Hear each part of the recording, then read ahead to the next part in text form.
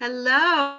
How is everyone today? Welcome back to the Black Philanthropy Month, the second installment of the conversations this week to share about the collective giving of African Americans. I'm Lisa Swift Young, and I am the co chair of Give Black, Give Back, an initiative in collaboration with the Middle Tennessee Foundation. If you came to saw us on the Juneteenth, welcome back. Or if you were here yesterday, welcome back. And if this is your first time, welcome to the conversation, and we welcome you. Give Black, Give Back mission is a threefold mission. First of all, we want to support philanthropists and be a resource and amplifier for those Black-led funds at the Community Foundation. Secondly, we also support the efforts of nonprofits run by the Black community specifically. And we also provide education and access to the community on how to build a sustainable philanthropy effort in order to strengthen our community. You can find out more about that information by going to blackgivingback.com. I also want to remind you that across the country, August is actually Black Philanthropy Month. So as we join our cohorts throughout the country who are also recognizing and honor the collective giving of Black individuals, foundations, and businesses to support the Black community and their contributions. Locally, we are celebrating this month this week. Yesterday, if you joined us or had an opportunity to look at our video, we talked about the past and gave a historical perspective with one of the curators at the Tennessee State Museum. Today, we're going to talk a little bit more about building Black wealth and how we can do that in present day. Tomorrow, we're going to have a conversation about the future of Black philanthropy, and hopefully you'll join us tomorrow as well at 10:30, same time. On Thursday is a big day. Mayor John Cooper has designated Thursday as Black Giving Back Day in Nashville. Give Black, Give Black Day in Nashville. And so we hope that you will join us. We invite you to give to either a fund or just learn about funds as we continue to support tornado relief as well as COVID-19. So today we're going to go ahead and get started. We have a fabulous speaker and person in the community, Harry Allen with the Studio Bank. He is a friend of the Community Foundation, as well as of Kia Jarman, one of our co-chairs. And so today's topic, we want to talk a little bit about Black wealth. Harry, welcome to the Community Foundation's conversation of Black, Give Back. Yeah, thank you. So glad to be here. Thanks, Lisa, Kia, and the Community Foundation for having me. Awesome, awesome. So just a little bit about your ties to Nashville. You know, we're from the South, so we always want to know who your people are. So tell me a little bit about Harry Allen. Yeah, I have several people in Nashville. I'm a fifth generation Nashvilleian. So this is the city my family's called home for multiple generations, and the only city I've ever called home. But yeah, I grew up here, and Nashville's who raised me. Okay, perfect, perfect. Now you're here today and you're also affiliated with Studio Bank. And I know some people may not be familiar with Studio Bank and especially your role in the bank specifically. So we're also here to talk a little bit about that. So tell me a little bit about Studio Bank, what makes it different, Yep. and then tell me what you bring to the organization. Yeah, gosh. Well, Studio Bank is Nashville's newest locally headquartered financial institution. Our purpose is empowering creators. So we like to say that we partner with folks who are creating things, creating businesses, creating social change. You know, many folks are leading nonprofits in our community, creating music. Nashville's known as Music City. All of that creativity requires capital. And so we are a bank that stands ready to provide creators with capital. We've been at it for 2 years. We officially opened 2 years ago in June, but I was one of the co-founders. And so this process started for me about three years ago, 3.5 years ago. I lose track of time. But I'm the chief relationship officer. So making sure that we are building and nurturing relationships within the community among clients and stakeholders.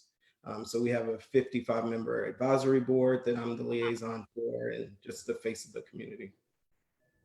Awesome. So that's really a very interesting story. So one of the things that we're talking about with Black philanthropy specifically is how African Americans view money. And that's one of the relationships. And for you to say you're a founder of a bank, we do have Citizens Bank here, which is one of the, well, is the oldest African American owned bank, longest in the with Studio Bank is kind of interesting. What sort of got you into finances? Like, let's talk a little bit about that.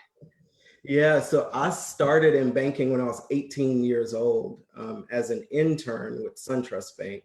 I was an intern through the Inroads program. I don't know if you're familiar with Inroads, but their mission was to identify talented minority youth and place them in businesses. And so I did not grow up thinking I would be a banker. I think banking found me before I knew what I wanted to be when I grew up.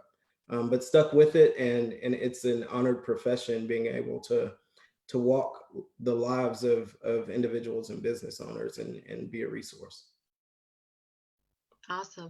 That is so definitely needed. I think one of the things, we know all the statistics out there. I'll just give you a couple of them if people haven't heard. Black wealth gap is huge. And I Mhm. just read a study yesterday in the New York Times that the Black wealth gap now is the same as it was in 1968, which is not good. So from that standpoint, and so for an African American to sort of be starting a bank, working in the financial institution, we have some obviously some work to do specifically. So Yeah, what do you think financial stability and philanthropy, like, just speak to that. Yeah, first I will say, one, I didn't necessarily intend to go into banking. I didn't grow up as a child saying I'd be a banker. Number two, I did not intend to become an entrepreneur. But when the opportunity presented itself to me, I think what you mentioned about where we have seen the wealth gap among people of color be stagnant for generations. I think this was an opportunity to participate in changing that. It was also an opportunity to build an organization with capital that reflected the diverse community that Nashville is. And so, as we were putting together our board of directors, as we were raising, $50 million to start a bank, being intentional that that capital didn't come from one zip code in the county, but that we reflected 12th South, Jefferson Street, Belmead, Brentwood, and really position ourselves as a financial institution that was reflective and intentional about serving a diverse community. That's really extremely important. I think this whole conversation about philanthropy, can't we can't have a conversation without talking about Black wealth, or we talking about wealth. So Black led funds and foundations are sort of seen as sort of the upper echelon of Black wealth. And so so we have to talk about wealth in order to have this conversation about Yeah. doing You have going to have from that resources standpoint. to What give. do you yeah, yeah, you got to have money, right? You got to have the money to actually do it. Because I think people think that philanthropy there is some level of wealth associated with it. But what do you see is the intersection between Black wealth and philanthropy? Mhm. Yeah. Well, first, I think that what a lot of people don't realize is that giving is part of our cultural DNA as a community. I remember growing up in Nashville, and it felt like my neighbors were as much parents to me as my biological parents were, and this sharing of resources and coming together for the purpose of uplifting our community is part of who we are. To do that at scale requires immense amount of resources. And so as our heart intends to make systemic change, I think our intention of building resources over time that allow us to do that becomes really, really important. And every Black person in Nashville can be a philanthropist. And I think that we need to envision ourselves and our power in that way. Exactly. Exactly what we're kind of talking about. So when we talk about Black wealth, we talk about finances because we're talking to you about Studio Bank and your role there. But like you mentioned, there's so many other ways that we have wealth, Mhm. wealth of community, wealth in other areas specifically, and looking at those things as being wealth builders as well, and not just the financial part of that. And you kind of speak to that, like the sense of community, and so those types of things. What other ways do you think that philanthropy in the African American community sort of are tied together? Well, if when I think about philanthropy, I know there are many, many causes, but for me, the some of the social issues around education, affordable housing, these issues often directly impact people of color. And so, in terms of aligning wealth and resources and philanthropy to things that are needed, when Black people give, we are supporting um, communities we came from. We are supporting family members and connections and church members that we know that are experiencing some of the challenges that organizations are helping to solve. And so, in terms of mission alignment and being able to make a compelling argument for support, I think it is an underutilized resource when organizations don't think about the role of Black philanthropy. Perfect, perfect. Well, on the call as well, we have Audra Cox, who is one of our liaisons from the Community Foundation. I know Audra had a couple questions as well, so I wanted to give her the opportunity sort of to share the platform and speak to Harry. Audra, do you have a question? Sure, sure. Good morning. Thank you again, Harry, for being with us. Listen, I wanted to know, can you share maybe 3 things that an individual family, Black family could do to gain wealth or begin wealth building? Yeah, no, would be happy to. We all start somewhere. Yes. Exactly. I think stewardship is one thing, and so Okay. it's that mantra: be faithful with a little, Mm-hmm. making sure whatever resources you have, you are being the most intentional and best steward of those relationships. Okay. And wealth. So, if it's $50 that you have today, what is the best work that $50 can do Mm-hmm. today? The second thing is, we don't build wealth alone. So making sure you're surrounding yourself with advisors and wise counselors who have been where you've not been yet, who have seen Okay. moves that you've not yet made. And so who are those mentors and advisors that you can partner with? Okay. And the third thing is really basic, and a lot of financial planners and folks say save for emergencies. But Mm-hmm. the biggest threat to wealth is the what if. And so if you're not Okay. prepared to handle the what if, I think that building wealth becomes a challenge. Okay. Car trouble, HVAC, all those little things. Make sure Mm-hmm. you save for emergencies. Okay. Okay. That's great. Thank you. Yeah, yeah. So that leads to an interesting conversation. So when we talk about money, when we talk about our community, we talk about philanthropy on one level, but we talk about finances as well. And there's a lot of myths out there about money. What are some things that you find yourself constantly having to sort of dispel myths about money that people just don't understand, especially our community doesn't understand? Give me like 3 things that you feel like if you could just tell, if everyone can get these 3 things, we could probably get on a better footing. Um, the biggest one for me is probably also closest to the work that I do, but banks are a resource and not a threat or something to be afraid of. And I would say that if you don't have a relationship with a bank and a banker specifically, find one and find a bank that is interested in being a partner with you. I think that, there is a lot of myths, and our industry has not done ourselves any favors about how we have historically served underrepresented communities. But there's a lot of mistrust with financial institutions, and that's a barrier that a lot of folks in our communities have to overcome in order to get the resources and advice that our counterparts do. If I could think of another one, I guess, money is a utility. It can work for you. So we have to figure out ways to make it work for us. Invest in things that appreciate, that increase in value over time versus buying things.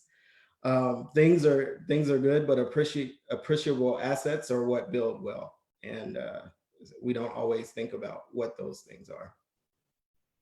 So that's a really interesting topic, from a standpoint of like, give me some examples of things that we should be investing our money in when we have resources that are appreciable, because I don't know that everyone really understands a depreciating asset versus Yep. an appreciating asset. That's right. So yeah, an automobile is the best, easiest example of a depreciable asset I can think of. The minute you drive it off of the lot, it's worth less than when you bought it.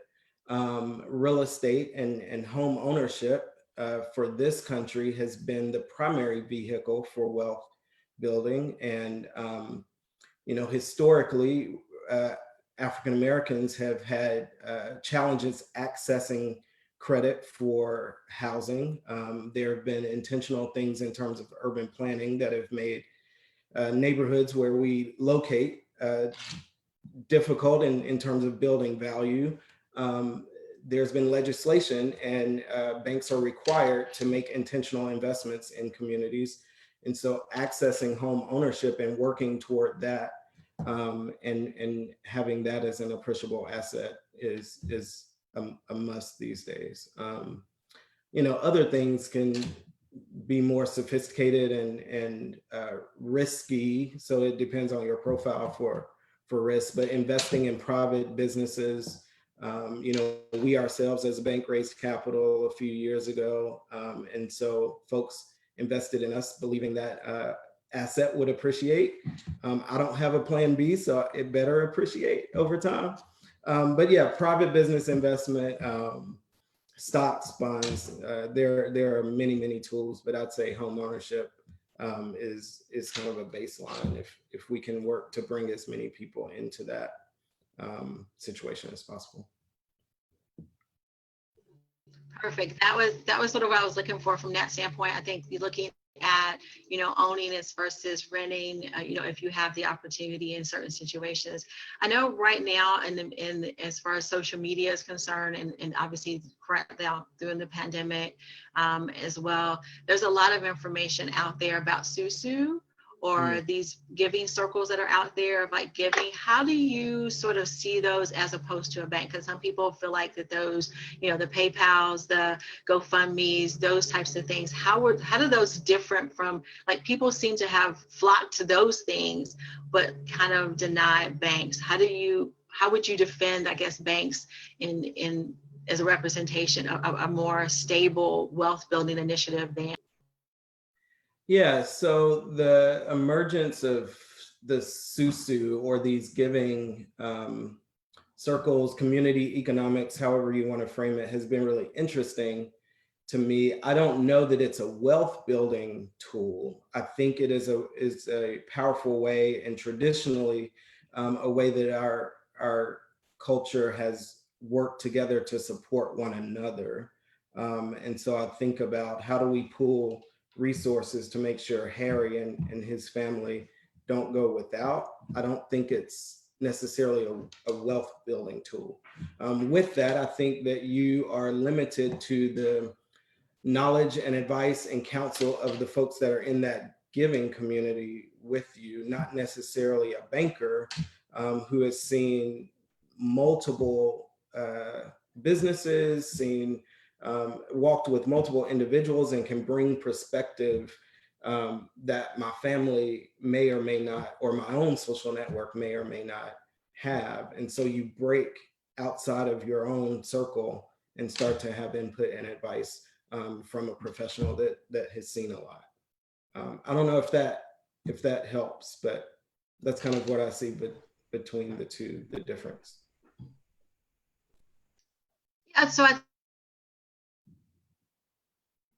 think that's interesting. We talked about philanthropy, and you brought up an interesting point of like, that's money that you would get, but without knowing but if you don't know what to do with that money as far as how to grow the business and have a relationship with the banker, then that money can just be, just for a short period of time, right? And not knowing to use it in an appreciating asset like a house, or build like for something that's going to sustain you and going to grow, as opposed to doing it to buy, something that's very immediate, then it doesn't build wealth.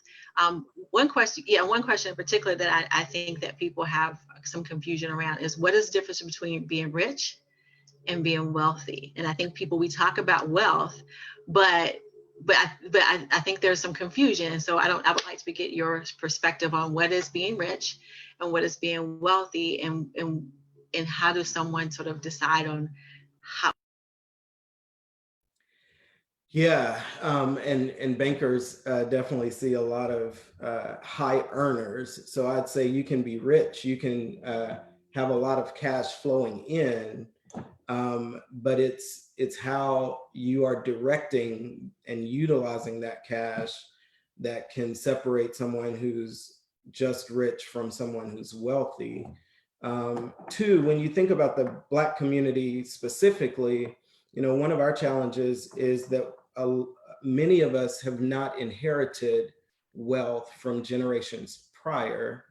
And so I think that is a difference that we see is, we may have commanded a high income or be earning decently, but there's this transfer of wealth that becomes a flywheel in terms of building wealth, that many of us don't have those prior generations passing wealth along. And so that makes the effort and the need for intention that much greater in our community. Great. I think, Audra, I think you said you had another question come through, and I wanted to give you an opportunity to ask that question as well, Harry. Sure. Yes. Harry, I wanted to know, you spoke of surrounding yourselves with people who have the knowledge and training. Do you all do anything like that at Studio Bank?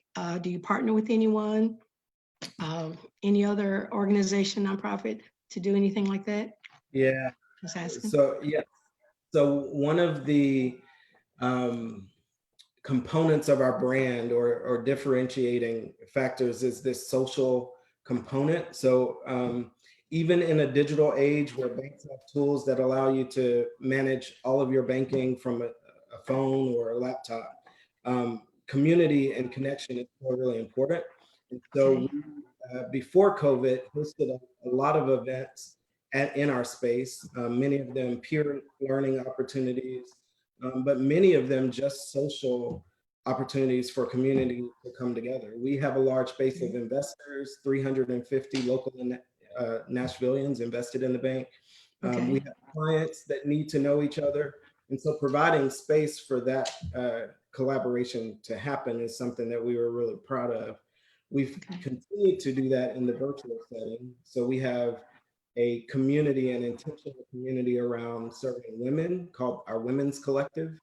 Okay. And I think we're up to 400 or so women. Wow. They have a book club, virtual meetings, all about how do we empower women to become entrepreneurs or fulfill whatever dreams they have, and bringing in speakers and content to that community. But yeah, a lot of small business events and so forth. Joining a bank like ours that's in the community, it's almost like joining a mini chamber of commerce. We like to leverage the connections we have as a bank for the benefit of our clients. Great, fantastic. And you will give us the website before we leave, right? So bank.com, yes. Follow us on Instagram and Twitter and Facebook, all that. Okay, great. Thank you. Perfect. Thank you, Audra, for that question.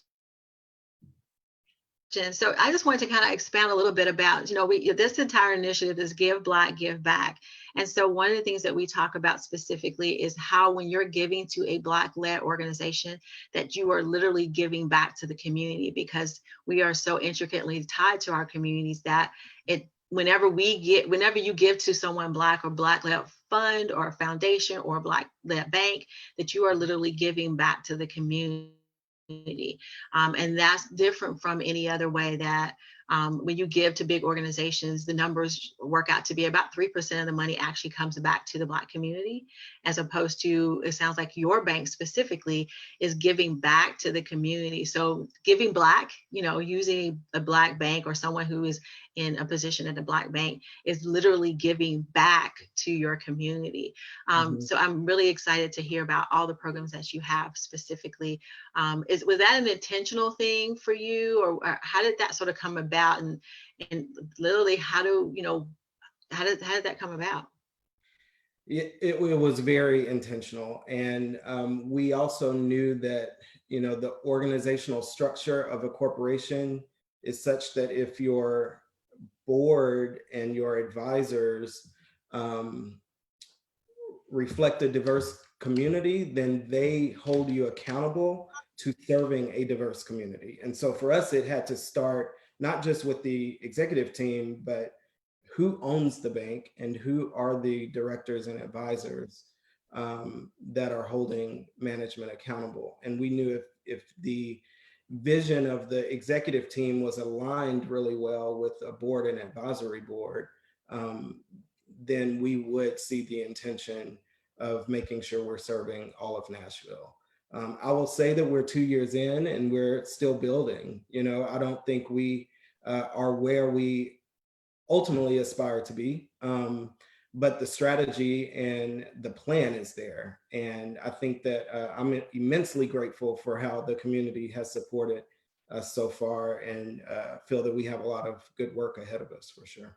And you're right, yes, supporting businesses that reflect the values, but also reflect your image. Management teams and organizations that have Black skin understand the community that we serve. And so I think you are supporting the community when you support a diverse base of businesses. Right. So it's an actual translation from giving, give Black, give back. It's like when you support a Black business or you support a Black foundation, that you are literally giving back to your community. And so Studio Bank is an example of that. Kia Jarman is also in the background, and she's getting some stuff done for us, but she's also fielding questions as well. So thank you guys for having those questions available to us. Kia, I know you had a question that you wanted to ask as well. So I wanted to give you a couple minutes to kind of go with that before we sort of wrap things up and kind of cap over. Yeah, thank you, Lisa. I appreciate it. Thank you, Audra. Great questions. It's one of those things where when we do these Zoom videos, everybody looks in the background to see what's on the walls and what's in the back. And so it's not difficult to see behind Harry Allen is Belmont University on the wall, my fellow Bruin. And so Harry and I were there at the same time at Belmont, and both on what I would consider prestigious scholarships. He's a presidential scholar at Belmont. I was an Ingram Scholar, first Ingram Scholar. He's on the board of trustees. He's done really amazing in representing us in the community. And I always have to bring that up because I think that that's also what you've done within Studio Bank, is be that representative, sometimes in a space and a place where we don't see many of us. And we can all attest to that there were not many of us at Belmont, though they always are growing. But one of the questions I have is, I think it would be hard to have this conversation about Studio Bank and Harry Allen without having the conversation about Sam Howard. He recently passed away. He was a foundational part of Black philanthropy in Nashville. And I just want you to talk a little bit about Mr. Howard, talk about his role in the formation of Studio Bank. Because yesterday, what we talked about in the conversation with the past and the history is that you can sow one seed that pollinates millions. And when I think about Sam Howard, that's what I think about. When I see the philanthropists of today, the entrepreneurs and business owners of today, the leaders of the large companies that we have who are Black, they all were under the tutelage of Sam Howard. So Harry, talk a little bit about his relationship with the bank and you and just his role. I think we need to hear that. No, I really appreciate that question. His passing was impactful. And I think it took me right back to the early days of sharing the vision for Studio Bank. And one of the individuals we shared that with was Sam Howard. We met with him in his office at Maryland Farms, Aaron Dorn, our CEO, and I, and just shared the idea. And this was before we did not have a business plan. We didn't have any projections to share with Mr. Howard. I knew him as an honest advisor, and I needed honest feedback. If this was a crazy idea, I wanted to hear it as soon as possible.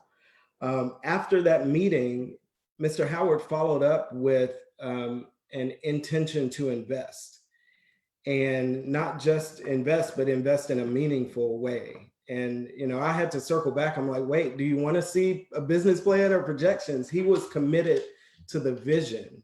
And I saw him respond to many entrepreneurs in our community in the same way.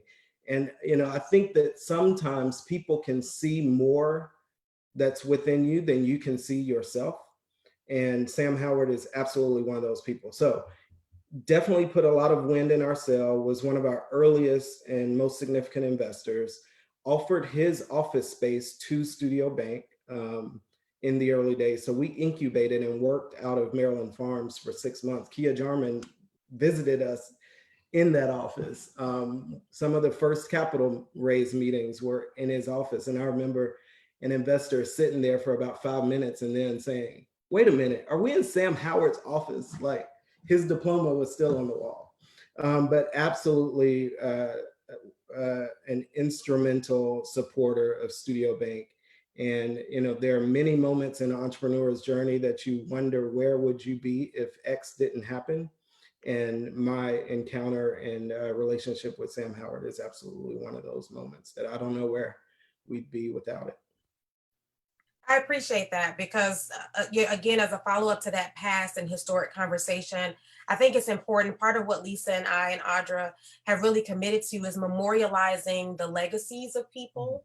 Mm-hmm. And he's one in which everybody knows his name in some way, but I want to make sure that we continue to say those things on video that ends up being in archives, so that when the future happens, as we talked about, when you start to see names of buildings like Studio Bank, who was it built on the back and the foundation of? I want people, when they leave this call, to ask a question of themselves. This will be my charge. When you drive down the street, every building that you see, every road that you're on, ask the question, who actually built this, or was the foundation for this to grow? And I can probably, and I don't guarantee a lot, I can probably guarantee you there's going to be a Black person somewhere in the mix. And I say that because I think that's the honor that the Black community, that's how we build wealth, is really that you believe that we are valuable enough to be wealthy. And so that's what I would like for people to think about as they drive down the highways and byways. When you see things and when you walk into buildings, know that it is foundationally because of people like Mr. Howard. So I appreciate you sharing that story. Lisa, I'll turn it back over to you. I appreciate that time. No, thank you. Thank you. That's amazing. That's exactly, a little bit more about what we do from that standpoint and looking at that. So I have a phrase that I sort of live by, basically our legacy is not what we leave, but what we live. And so, that whole conversation about wealth building and doing appreciating assets, or assets that will continue to grow or be sustainable, or, as Kia mentioned, buildings that will exist beyond me. So like buying those things or investing in those things that will last beyond this physical body, this physical person. And Sam Howard and different people throughout the community have done that, and they've left a legacy. And for me, that's where philanthropy really, that's the difference. That becomes, philanthropy is something that you can look to after the fact. The story that that someone will be talking about Harry Allen, he helped me to do this, and so 10 years from now, 20 years from now, when they talk about what happened in COVID, then they'll be like, well, Harry Allen was the guy that we sat in his office and we built whatever it was. And so looking at a philanthropy from that lens of building presently, like what we're doing right now, will be the foundation for philanthropy moving forward. Where do you want to be in that? What do you see as I guess the idealized way of looking at philanthropy for yourself? And like, because I think living now is building a legacy for the future. Yeah, it's hard for me, bankers, we underwrite based on current and historical performance. So we don't tend to look into the future. I try to live intentionally in the present. And I think, with philanthropy, we all have something to give, right? And so Kia mentioned my involvement with Belmont. Um, Really, really grateful for many opportunities. And, I have an endowed scholarship at Belmont that bears my name so that students behind me can have the opportunity that I was given. You can do small things today to start to plant seeds for your legacy. It doesn't all have to be big, and you can engage in conversations with folks and organizations. Here's what I have to give. How can you utilize it? And just do that over time, and your life begins to accumulate in that way. But I remember as a high school student, partnering with Oasis Center and giving of my time, and my brother kept saying, you need a job at McDonald's or Chuck E. Cheese like I had. My job was out serving the community, and it's become part of who I am. And I do think the universe begins to trust those who are good stewards with what they have today.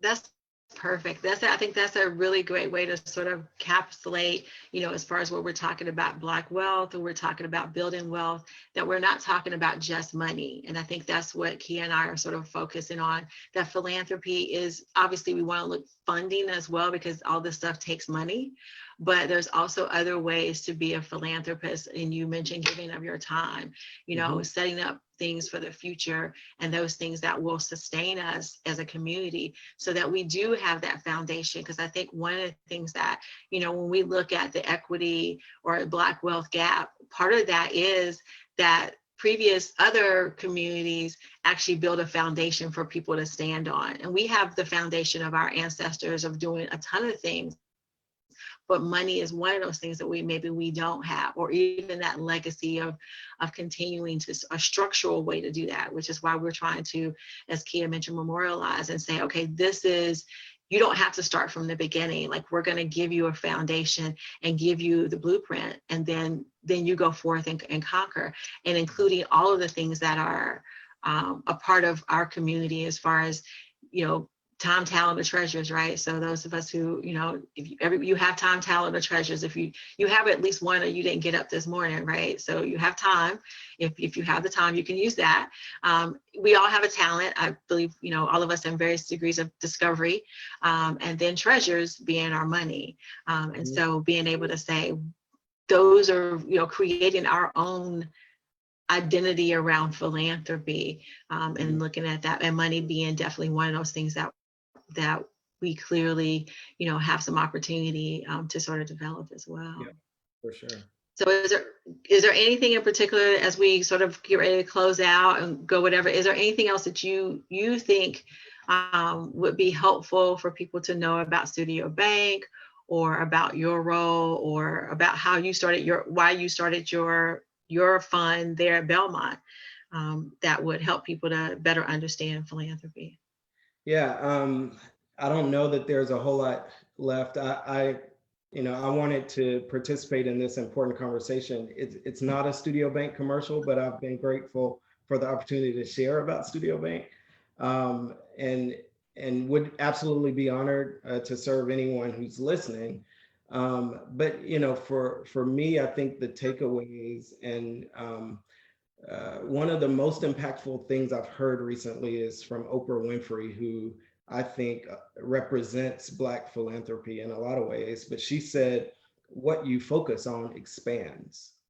And so I think just thinking about what example you want to have and make for those around you, and focusing on the issues that are either directly impacting you or impacting others around you, and asking, okay, how can I work towards solving this problem, and focusing on that. And then and making sure that you're giving what you can to drive that forward, whatever it is. I think that philanthropy starts with a mindset. Before the wealth arrives, like, you have to have a heart that wants to give, right? So flex those heart muscles now, and you can make a difference in small ways, and then continue to work toward building wealth. But I think that we underestimate our individual power to make an impact from where we're sitting right now. So I don't know, I'm rambling now, but I've been reflecting a lot in quarantine, and life starts to make sense as you look backwards over time.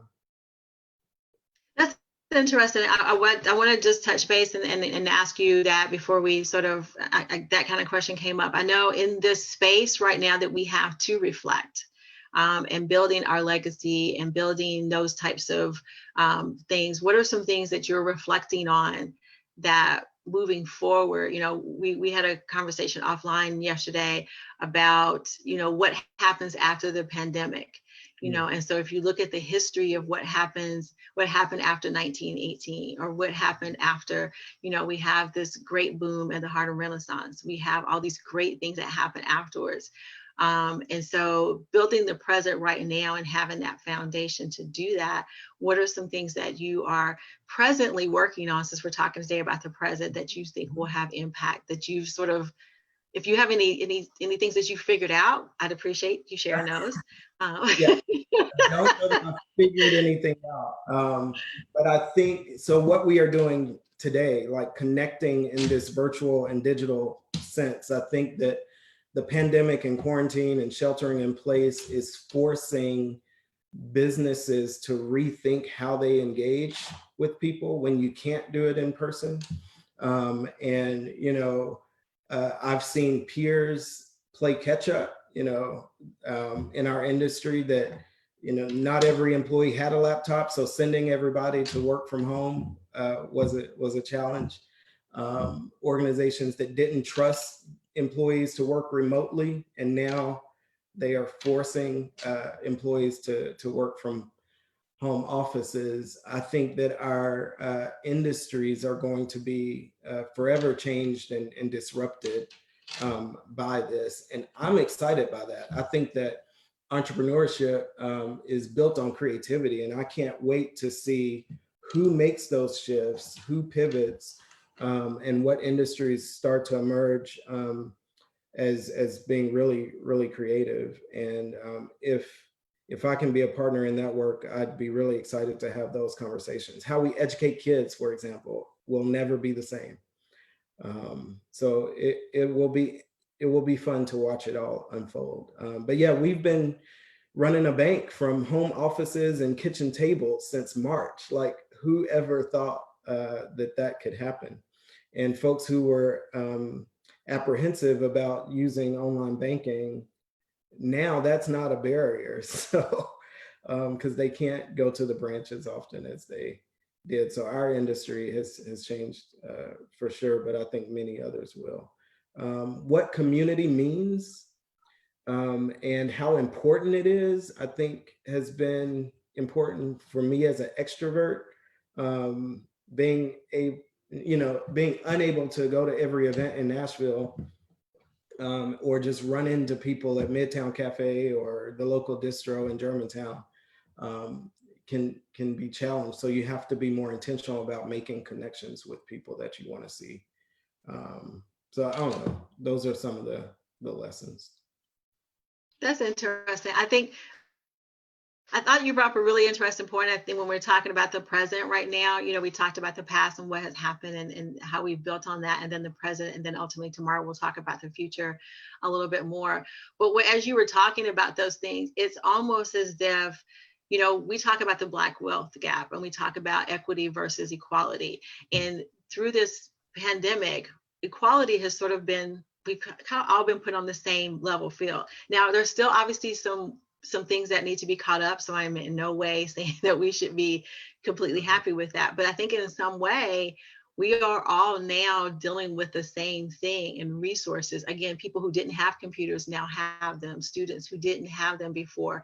So in some ways, we are being level set in some areas, specifically to where now our counterparts who have always had an advantage are now at the same level.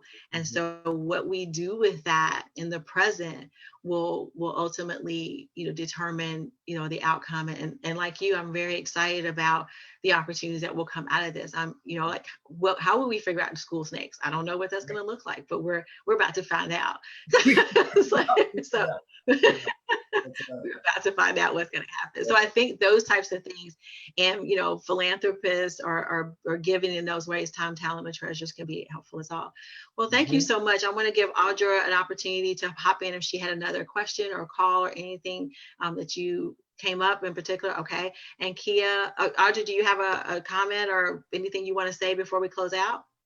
I'd just like to thank Harry for his time and his sharing of his knowledge with us and information. As I said, I've lived here in Nashville for a while, and I'm seeing now, as Lisa just mentioned, and as we're all agreeing, that the playing field is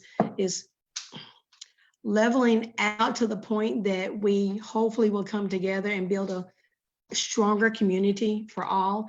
And Harry, I just appreciate, as I said, your being willing to be a resource and a vessel for those out there who are looking to get this knowledge and gain this and gain some of the things that we've heretofore been left out on. So thank you for your time. No, it's been my pleasure. Happy to do it. Thank you. Perfect. Yeah, I'm going to let you sort of, if you have any parting thoughts or anything in particular that you want before we sort of go into a closeout. Yeah, the questions. Yeah, I think I would just say Harry and I were on a program together a few years ago, and he started his conversation with this African greeting in one of the countries in Africa. How are the children? And I've heard him mention several times about education. And of course, as a parent, I know Harry's a parent, we're all parents on this call. We happen to have younger children. And so I believe what wealth looks like and what sets us up for tomorrow's conversation about the future and how we build legacy really is my second charge. So my first charge is saying, ask the questions about who built the foundation of these buildings and roads. My next question is in charge to people is to say, how are the children? In any moment that we're having a conversation and we get derailed, let's come back to the center point of the success of a community is based upon the success of our children. And when they are well, we are well. So Harry, you can feel free to jump in about that, but that stuck with me so much. And I've since seen that several other times because you mentioned it. And so I love that you said that and brought that to my awareness. So feel free to speak to that. Yeah, well, no, first, that was at least 4 years ago. So thank you for listening. That's amazing. But no, in terms of philanthropy and service, I decided early on. So Nashville is a city that will eat you alive if you let it. And I needed to decide for me, what is the thing that I want to put my energy behind? And for me, education and, watching out for our next generation was a natural fit. And, I am a product of Metro Nashville Public Schools. My mom was a teacher for 35 years, met my wife at Meigs Middle School in the 5th grade. I am who I am because of public education. And so, yeah, for me, it all boils down to how are our children doing? Any prospects for the future is built on how much our children are thriving. And it's, I think we've seen fits and starts in this city. literacy has been a challenge for almost 30 years in our community, where 1 out of 3 kids in the 3rd grade read on grade level. Well, what kind of future does someone who cannot read have? And so when is the time that we focus on children? So yeah, that's absolutely that's my thing. That's my soapbox. Education for sure. Well, thank you again for everyone joining us today. We're going to close out, and we want to thank so many people who are behind the scenes that you have not met yet. And at some point, we hope to meet you guys out in the community. Audra Cox, I don't know how we can do this without you over at the Community Foundation, as well as Kelly Warburg, who's behind the scenes getting some stuff done. Ellen, everyone there, April, everyone at the Community Foundation. I would just say that, and allowing us to use your platform in order to be able to have these conversations and to put the time and effort that it took to do that. So without you, this would not be possible. So we want to definitely thank them. Pat Embry, who is writing all the stories that are behind the scenes, please check those out on the website, Give Black, Give Back, Black Giving Back website. And so make sure you check those out if you have anything in particular you want to know about this particular initiative. Kia, I don't even know how to thank you for everything from a standpoint, having the connections and the opportunities for us to be in this space. I really feel like that, this is definitely something that I'm very proud to be a part of this particular piece. And today, our esteemed guest, Harry Allen from Studio Bank, thank you for letting us get a chance to know you. Thank you for doing yet another Zoom, I'm sure, for the day. You are very sought out in the community. And so taking the time to sort of to come talk to us, I really, truly appreciate that. And at some point, I owe you a drink or dinner or something.